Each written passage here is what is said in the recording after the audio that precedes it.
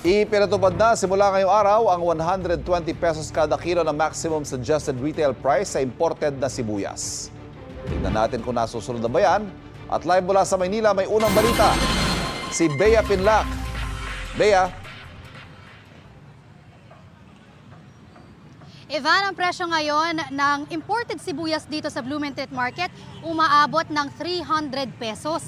Malayong-malayo sa itinakdang maximum suggested retail price ng Department of Agriculture.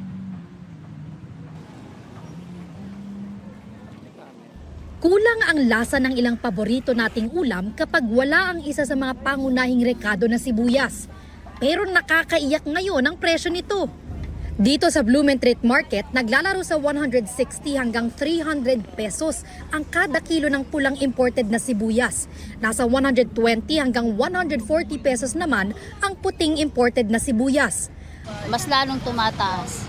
Tataas pa po. Malaking dagok sa amin ang presyo ng sibuyas ngayon. So, paano namin gagawin yung pagtitipid? Kasi importante siya, unang-unang kailangan sa kusina. Para mapigilan ang lalong pagsipa ng presyo ng imported na sibuyas, epektibo simula ngayong araw ang 120 pesos kada kilo na maximum suggested retail price ng pula at puting sibuyas.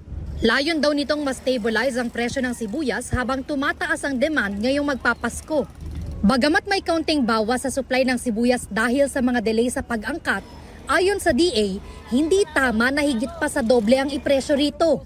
Pero sabi ng ilang nagtitinda, wala pong mabibiling 120 kasi. Kahit po ikutin niya yung buong Divisoria, buong bilihan ng mga gulay, wala po siya makukuha 120 na puhunan. Wala po talaga mabibiling 120 sibuyas. Hindi po kaya. Kasi mataas po ang puhunan eh. Eh mahal nga po ang puhunan, hindi namin pwedeng ibenta, malulugi naman kami. Walang kita. pati ang ilang mamimili, duda raw na may papatupad ang MSRP. Kahit may SRP po, hindi naman po sila sumusunod. Kailangan pong tiisin na lang ho. Hindi na yung normal na marami yung ginagamit sa pagluluto. Nagbabawas na lang ho kami. Hirap din kami. Kaya ako, pag araw-araw ako namamalengke, so maghahanap kami ng medyo mura, magbabawas ka din nung bibilihin mo.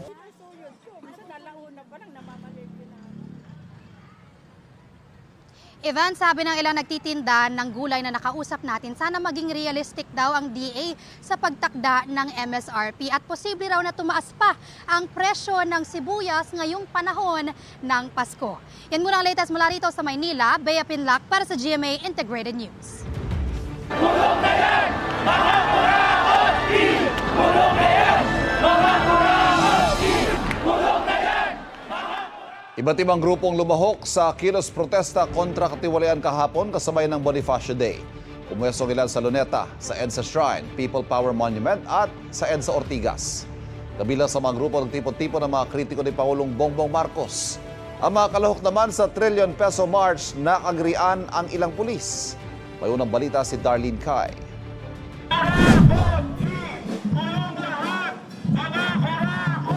Sama-samang nagmarcha ang mga rallyista pasado alas 8 linggo ng umaga mula EDSA Shrine patungo People Power Monument.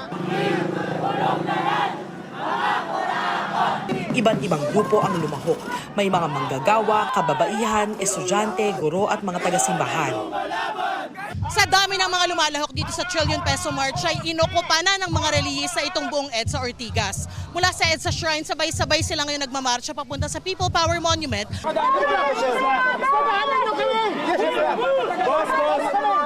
Sa isang punto, nagkagirian ng ilang reliyista at mga pulis sa bandang EDSA Ortigas dahil tumanggi ang mga pulis na lawakan ang bahagi ng EDSA na dinaraanan nila. Maya-maya ay pinagbigyan din ang mga reliyista. Naiwan sa EDSA Shrine ng ilang grupo ng senior citizens. Napapakinggan din nila ang misa at programa sa People Power Monument dahil may nakasetup na screen at speakers dito. Ngayon nakita natin, ang laki-laki ng pera ng Pilipinas, hindi pala tayo naghihirap. Pero hindi na ibibigay ang long-term care ng mga nakatatanda. Ilang hakbang lang mula sa EDSA Shrine, nagtipon naman ng isang grupo ng mga reliyistang nananawagan ng Marcos resign! Malinaw ang kanilang panawagang magbitiw at managot sa batas si Pangulong Bongbong Marcos. Narito ang ilang miyembro ng PDP Laban, Marcos Resign Movement, Marcos Alis Dyan Network at Bangon Sambayanan People's Movement.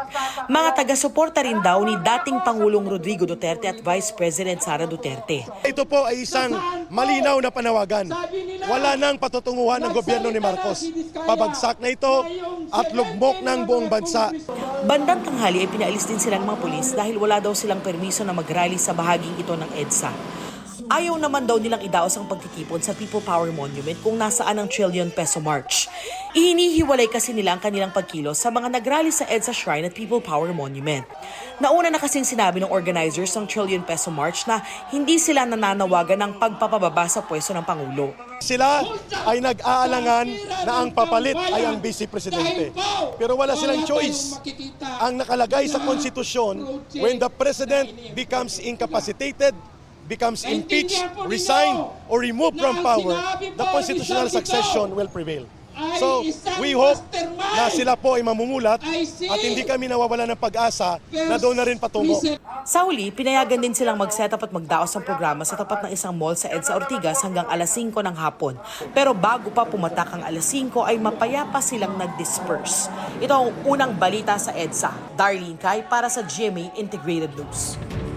Marami na pong naiinip at nagtatanong kung kailan na ba mahuhuli ang malalaking personalidad na isinasangkot sa issue ng flood control.